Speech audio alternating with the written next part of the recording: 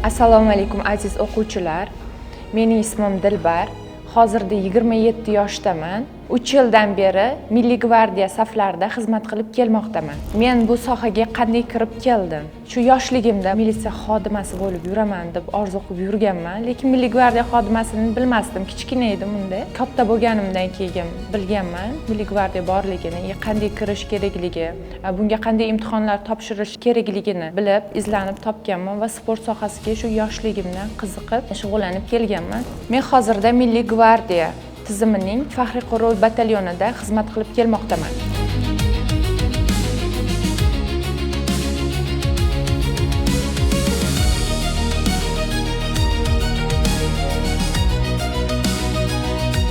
Ko'pchilik vatan himoyachisi deganda yigitlarni tushunishadi, lekin ular bilan yelkama-yelka bir safda xizmat qiladigan qizlar ham juda ham ko'p. Men ham o'zimni vatan himoyachisi deb bilaman.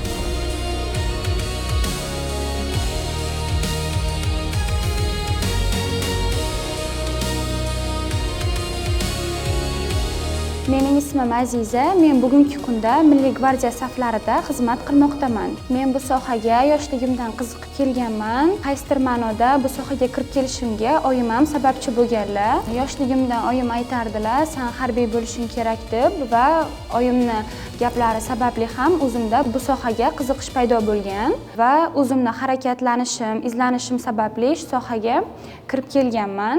Milliy gvardiyaning asosiy vazifasi jamoat tartibini saqlash va aholining xavfsizligini ta'minlashdan iborat.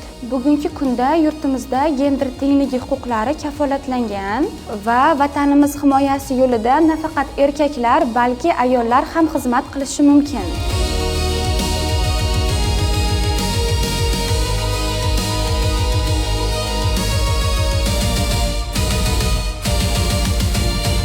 Mening ismim Sevinch. Men 2 yildan buyon Milliy gvardiya faxriy qo'rg'ov batalyonida xizmat qilib kelmoqdaman. Bu sohaga o'z qiziqishlarim va ota-onam ko'magida kirib kelganman. Bizning asosiy vazifamiz yurtimizga kelayotgan yuqori martabali mehmonlarni kutib olish va kuzatish. Shu bilan birgalikda davlatimiz rahbari ishtirokidagi barcha tadbirlarda ishtirok etamiz.